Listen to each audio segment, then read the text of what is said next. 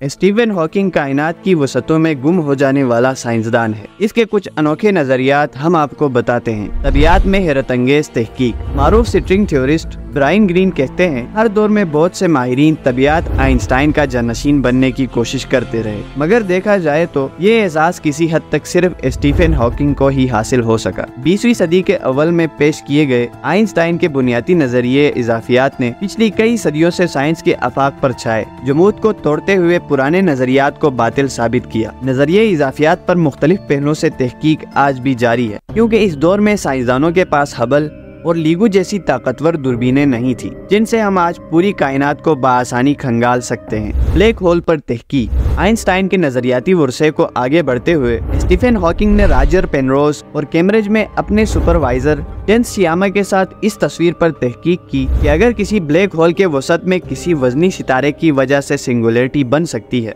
इसी तरह कायनात का सारा मादा एक जगह जमा होकर एक सिंगुलरिटी बना देगा, जिससे इस कायनात की इब्तिदा हुई होगी। ब्लैक होल्स पर बरसों से की जाने वाली इस तहकीक पर 2020 में रॉजर पेनरोज को तबियत में नोबेल इनाम से भी नवाजा गया है। 2018 में न्यूयॉर्क में होने वाली एक नीलामी में आइंस्टाइन का एक खत $29 लाख में नीलाम हुआ, जिसमें इन्होंने जर्मनी फलसफी एरिक गटकाइंड को खुदा के वजूद पर होने वाली बहस पर राय दी थी। वो लिखते हैं, लफ्ज़ खुदा मेरे लिए इंसानी कमजोरी के इजहार के सिवा कुछ नहीं और बाइबल महज असातीर का मजमुआ है। आइंस्टाइन किसी शख्स या मादी वजूद रखने वाले खुदा पर यकीन नहीं रखते थे जो इंसानों की तकदीरों और आमाल का हिसाब किताब करता रहता है, मगर मजहब के मामले में आइंस्टाइन के ख्यालात जिंदगी भर बदलते रहे। खुदा के मुतल्लिक स्टीफन हॉकिंग के नजरिया। स्टीफन हॉकिंग भी खुदा के मादी वजूद के कायल न थे। इनका कहना था कि कायनात का निजाम आफाकी अलमगीर कवानीन के तहत चल रहा है जिन्हें तब्दील करना मुमकिन नहीं। मारूफ पाकिस्तानी सहाफ़ी अदनान मसूद ने ऑक्सफोर्ड यूनिवर्सिटी के माहिर रियाजियात डॉक्टर जॉन लिनक्स की किताब खुदा